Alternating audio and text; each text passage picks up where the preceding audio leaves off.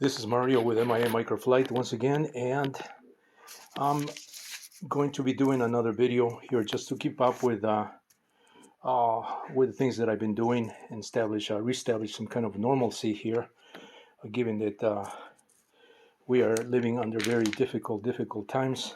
I'm pretty sure everybody's feeling that, and to be perfectly honest, I cannot hide. I'm not just one of those people that can hide or has a dark spirit in times when you need to speak truth and you need to say the way things are. You can't mask those things because it affects everybody. Everybody's being affected by all the things that are happening in our nation.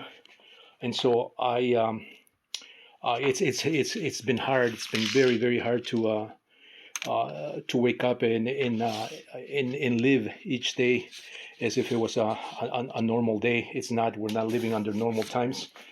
But we have to maintain some sense of relevancy, and, and we have to move on. So I'm doing this video with a little bit of difficulty in my not only in my mind but also in my spirit. There's a lot of things that are going on in my head, as I'm sure there are on many people. And this is more for people that that are truly honest and sincere to themselves. I don't care for people that are not that are disingenuous in spirit and in thought. So this is more for those people that have been following me, that have honestly been with me for so many years, and for those perhaps those new people that may come across my channel. This is what I've been doing. This is my line of work that I've been doing for many years. You can see here, this is just a CAD drawing of a recent customer. Well, not so recent because he's been waiting for this, and I just haven't been myself in this past month. I got a little under the weather, and I couldn't finish this just fast enough. But he's been a nice customer that I've been in contact with him consistently, as I am with another customer that's waiting for the remainder of his half scale Quicksilver style RC Ultralight, just the wings and the ailerons. So this is a video, it's an update to those customers. They know who they are. I am in contact with them, and they're very nice people. So this is also for them as an update. This is a design that I did for this particular customer that wanted this aircraft. This is a quarter scale one, and these are the later ones that I started doing in the later part of 2024 from the 1/5 scale that I've been producing for many years. So I started doing one for myself, which is what you see here. This big monstrosity here is the quarter scale one. It's taking a good portion of this work area here. And so I posted that online in one video, and a few people kind of noticed that, and they called me and they asked me if I can make that size for them. So I've been catering to those customers more in a customized basis. There are not that many customers. This is a very these products are very unique in the sense that they are. For those that know, my company and what I've been producing here, they know that these are kits. They're not for everybody. It's not a kit that you put together in one night and go flying. It's not a what is the term I call them? I'm forgetting. But it's it's something that you have to put together. You have to take your time. You have to install your own receiver. I do sell these with electronics as a separate kit. The electronics being the motor, the servos, and the speed control. The rest, it's up to the customer, as I have explained under each one of these products description that you need to buy. Well, most customers have their own transmitter receiver, and so if you fly radio control, you have those things, your batteries, your charger, your own charge, so those types of things. But I sell this in kit form, so you have to assemble this. A lot of these sub-assemblies, like the vertical stabilizer, horizontal stabilizer, elevator, they come already pre-assembled for you. I've done that with all the other smaller kits, as well as the aileron. So all you have to do is just route the trailing edges right through the hinge points of these control surfaces, and then you're pretty much set there. You don't have to assemble these things as you would, say, a much larger aircraft like the half scale. You have to assemble all these things. Well, I don't sell the half scale as a kit. I mean, I did that for a couple customers that asked me for that, and I sort of it's one of those particular sizes that not everybody has the room or the equipment to carry this to the field, because I have scale model, as I have shown in some other videos. They take a good portion of my family room. Is if you wanted to build something like this, or if you wanted to store it, you need to you need the room, and you need the proper transportation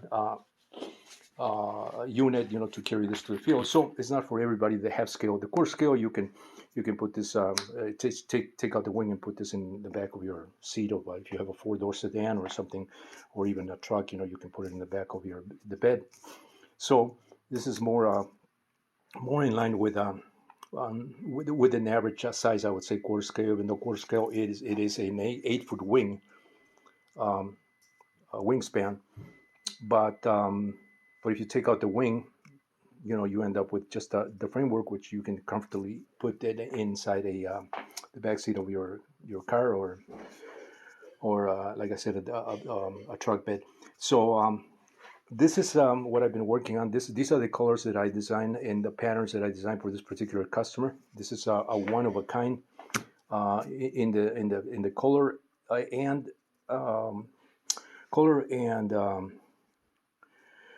geometry scheme here that you see here. These angle lines. I did this for this customer just to break the monotony of having the lines uh, going across the leading and trailing edges, as I typically do with the fifth scale ones. So I did this for this customer, and I sent it to him, and he really liked it. So I have to complete this kit for him. So that's also why this is out here, because I have been working on completing his kit so that I can send it out to him now that I'm a little bit better. Just coming out of I think 2 week cold. That it's just been lingering, and I have been on and off, feeling good and then feeling down, and feeling good, feeling down. So it's kind of it's very hard to work around, that those conditions there. I'm well. I'm healthy. I try to, for those that know me, I try to keep myself healthy, and because without health, you can't do anything. So I do take care of my health, and I'm very cautious as to who I'm around. If I'm around sick people, I walk away. If I need to wear a mask, I wear a mask. Um, so so anyway, I'm back on schedule, if you will. But this is one of the projects that I'll be working on, and I wanted to talk a little bit more about this particular size with my own reference model, which is this model that you've seen this before if you've been following my channel. This is the quarter scale MIA Quicksilver style RC Ultralight, and a couple changes that I did to the position of the servo controls. So now you can see here the servos are here. These are just standard servos. The standard servos are like the high-tech S300s. If you go back that far in years, you go back to I think those that the particular servo from Futaba or High-Tech, they go back I don't know, 20, 30 years. That's how long I've been doing these things, and involved in the hobby. I started back in the 70s, and from there, I went on to as a hobby in the 70s, and then I went on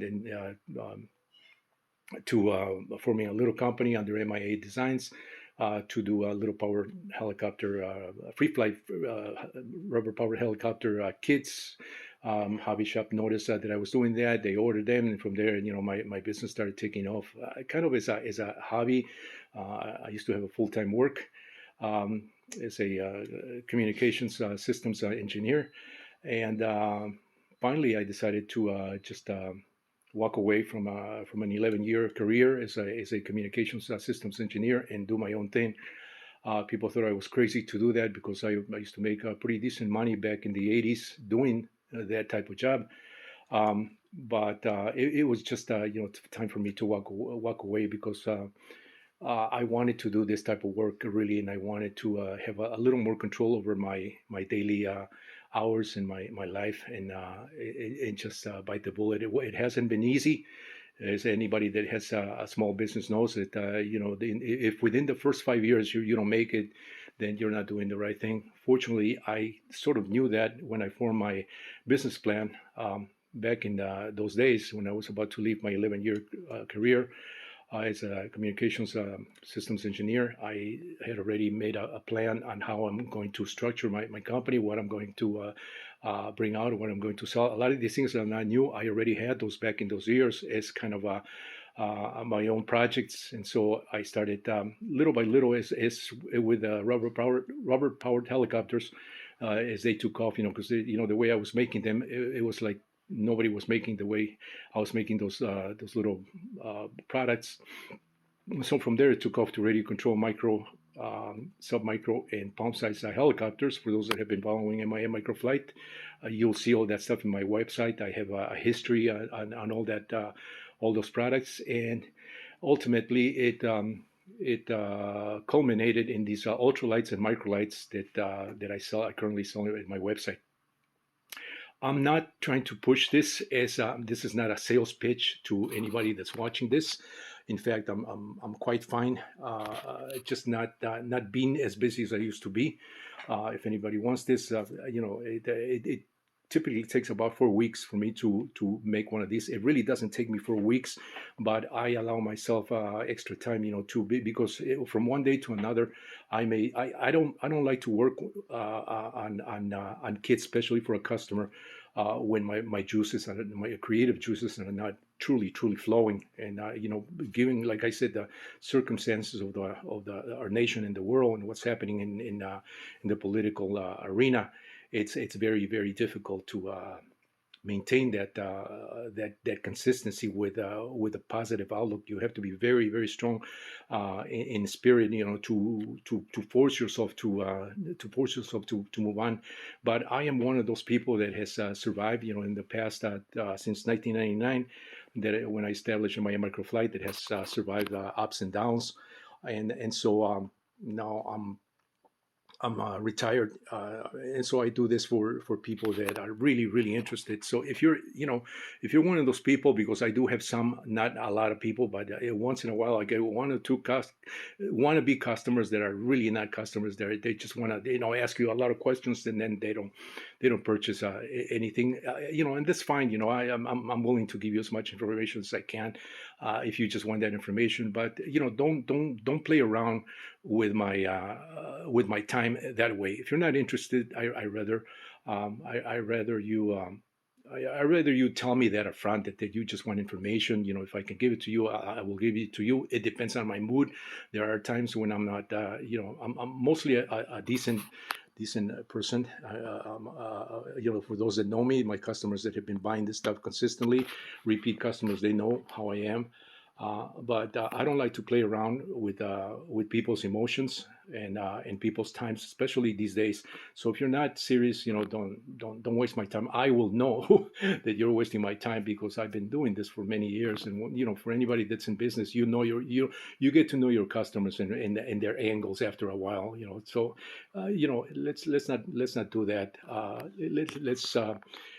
Let's take this information for what I'm giving it to you, if you're looking at this, and if you're serious, only if you're serious, contact me. And in fact, you don't even need to contact me. If you're serious about this, go to my website, and everything's there in my website. You can order one if you want to order one directly from there, or if you want a quarter scale. I don't have the quarter scale ones in my website, but if you want one of this particular size, just email me direct. Don't waste my time, please, as I don't want to waste anybody's times. And this is, like I said, it's not a sales pitch, because I'm okay not selling these kits as I used to. Before, I had to sell these things, and it's not that I don't need the money.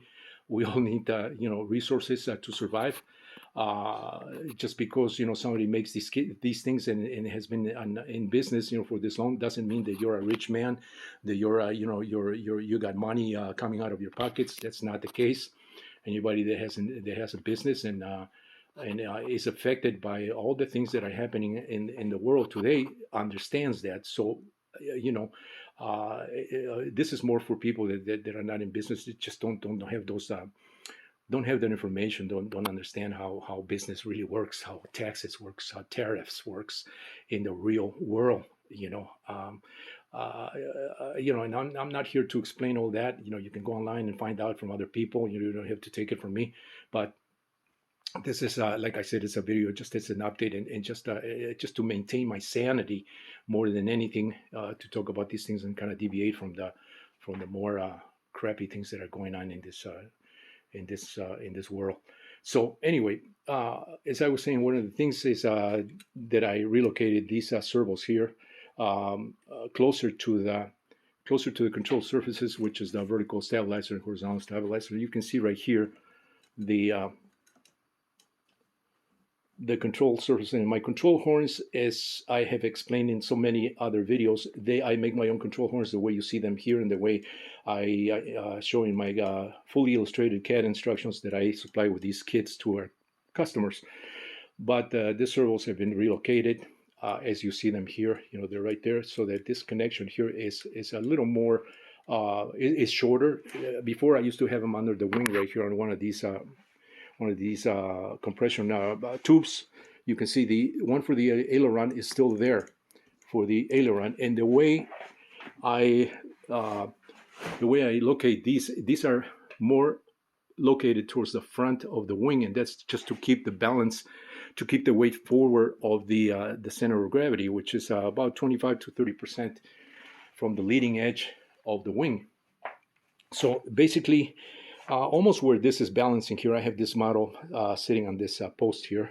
It's kind of balancing itself there, and that's just to keep it up, and so that I can move this around with a little more ease than if the model was just sitting on top of the table. So those are the servos. That's the only change, that I relocated these here. A few of my customers have done this already, because it makes sense, if you want to shorten these things and keep the servos closer to the links. The only drawback to this being located at this point right here, and this is one of the reasons I before I didn't have the servos here, and I had it more similar to this one here on this third or inner compression tube, is to bring all the weights, to have that servo weight at the front end, so that I don't have to counterbalance with more weight at the nose of the frame. And so that was the reason why I had those servos in the back. But from a shorter link and more positive control, it makes sense to have this here, at the drawback that you're putting weight beyond or behind the center of gravity. You're putting a little more weight here. In addition, if you have a motor here, so if you have a pusher type motor, some people like the pusher type motors, and this can be these kits, you can install the motor at the back or at the front. I like them at the front, just to keep, again, the weight at the front. But in this case, because my motor is at the front, I decided to locate these servos at the back. Like you see them there, you can see my motors at the front, and this is just to bring the weight, some of the weight, forward, and that's the reason why I don't put my motors at the back. It makes it keeps the model lighter, because now you don't have to contend with additional weight, like I said, at the front, to counterbalance the weight that's getting distributed at the back. If you were to have all these things at the back, you're putting weight behind the CG. So that is the point that I wanted to make in this particular video. You can see how this model is pretty big. Like I said, this is an 8-foot wing. It's a pretty big model. So that's one of the things. The other thing that I have not explained in some other video is I've been supplying these 3D printed thumb nuts. These are embedded with a star like a washer inside this 3D printed part. It's done under pressure and with a little bit of heat, so that the star lock nut compresses inside this part right here, and it's set there for good. It's not going to come loose, or it's not going to it's not going to be able to be removed easily.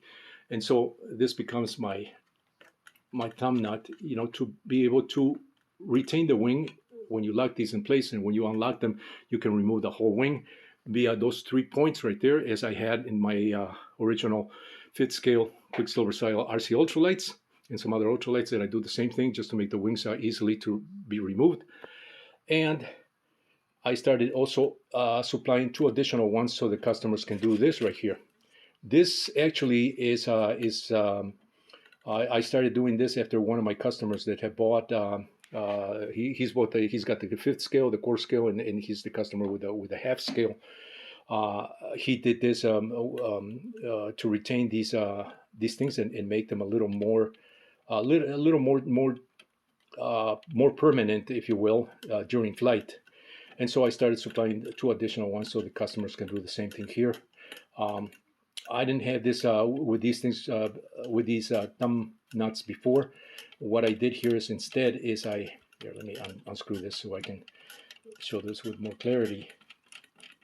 Is I had this screw going the opposite way. Instead of this coming out, I had it going inside, and this right here, this clip was only connected on one of the tabs, just on the inner tab, and then the outer tab was loose, so that you can slip this U-shaped rubber connector that's connected to these support struts, so that you can clip that under there. And as long as you're flying right side up, you're not going to have any issues with that. But if you go inverted, I've never seen people fly these things inverted. Although you could fly inverted, then you need a little more security, and that's the reason for this this particular this setup right here. So this is the way I'm supplying these things, with these additional thumb nuts, so that people can do the same, and it's more secure. It also kind of looks spiffier, with these parts right here. When I make these parts, I tend to make these parts of the same color as one of the colors of the wing. In this particular case, I have blue or red. I could have done them in yellow, blue, or red, but I decided red because it just looks, I don't know, it just brings out these little details a little better, I think, than, I mean, a blue would work too. Any color would work, even black would work here. So on this particular one, for this particular customer, all these parts, or the 3D printed parts, are orange, to match the color that he wanted on the sail of his kit. So this one has, this is actually an electric or a neon blue nylon. This is all ripstop nylon, neon blue, white, and orange. And this particular customer allowed me the freedom, to play around with the geometries here in the design. And so once I was done with that, I really liked the way this came out for myself. And I sent it to him, and I said, check this out. If you like it, I'll make the same for you. And like I said, it's one of a kind, because I have not done this particular scheme in any other kit that I sell or that I have sold. What I have done is something like this. This is my particular, like my personal model, and so this customer is going to have that one as his own custom setup here. And I'm only showing this just to illustrate, what this looks like, for his kit. I'm pretty sure, this will probably inspire some other people, if they like these stripes like this, to do something similar. If you do something similar to that, all I ask is that, you make a reference to where you got this, inspiration from, and give me a little bit of credit here, because I do these things on the fly, meaning I get on the computer CAD program, and I start playing with these designs just out of my head. Given that a lot of these things are nothing major, nothing, there's no, it's not a new invention. I mean, you can do this a number of ways, but the way I came up with these lines, and in those particular sections and areas, including that section right there, it's done by just jumping in and playing around with some of these designs. And once you get it just about to where you think it's got a good balance of color and geometries, then you set on that, you lock up on that particular design. And so this particular customer really liked this, and so that is how his model will look. Basically, that's about it. This customer also, he wanted the pilot and the electronics, so all that's it'll be part of his kit. Also, you can see how I do my pilots. My pilots have become pretty much standardized in the way I make the 3D printed parts. The head is a one piece with a face. The goggles is a separate stick-on Dacron piece. I cut these on a vinyl cutter, so they come out precise. There's no these things are not done by hand. They're done, also on a computer, and then it generates a file, a cut file, and then I cut those pieces.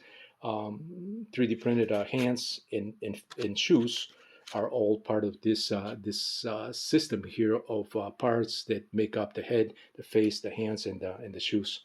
All these things are attached with screws, so these things have no way to come out here in flight. You can see how I do these things, and this is just my own way of doing this. I've never seen anybody do this, especially attaching the full flight suit, to the feet. And I do that for in order to retain this. It's yes, it does show the little screws on the sides, but it's very very minor. I'd rather have these things secure than loose. In the past, I used to attach these hands to the inside of the soft body, which is inside this flight suit, and had the screws is inside, kind of hidden from the sleeve here. But I decided to do this just to make it a little more to prevent the sleeves from creeping up. When you start flexing the arms or you start putting them in particular positions. Same thing with the legs. And some other models, I have the same pilots that actually work the legs and the feet, like on the Robotrike. That model right there, the Robotrike, has is kind of a similar architecture of the pilot, although that's more mechanical, and this is more of a soft body. But I do have some of these things also attached to servos that actuate the movement of the legs. It just depends, how you connect those things. But that's how I've been making my pilots, and there's no reason to change it. I really like the way this has been working out for me for I don't know, for the past 20 some years since I started making these pilots, my own pilots. Before, I had a G.I. Joe, and one of my very, very first models that I showed back in 2001, or I think it was when I showed my very first Quicksilver style RC Ultralight, that I did it with just those blue foam trifold foamy wings that you could buy at one of the hardware stores. So I started very, very humbly, very basic, and it's grown to this level of a kit here. Very customized, very unique, very very nice kits, and this is what I wanted for myself. Actually, people like this, and it basically took off from there. So once again, this is not to promote any sales. It's more of a show and tell, and just to show you how I've been doing these things. And once again, like I said, mainly it's a video that I wanted to do, because I haven't done much, in the past month. I typically upload the videos of the work that I've been doing, the projects that I've been that inspire me, that get me going. So I haven't done much because I just have not been feeling well, but I have recuperated, and I'm back on track. And hopefully we'll keep doing this, just to keep the spirits up. It's very important to maintain some level of positivity in this world that we're all living with. And I hope, as you as a viewer are a decent person, and will accept this for what it is, and for all the things that I've been saying. We need positivity in this earth, and not so much hatred and division as has been instilled in our nation and in the world. Thank you so much. Mario once again with MIA Market Flight. Stay tuned for more.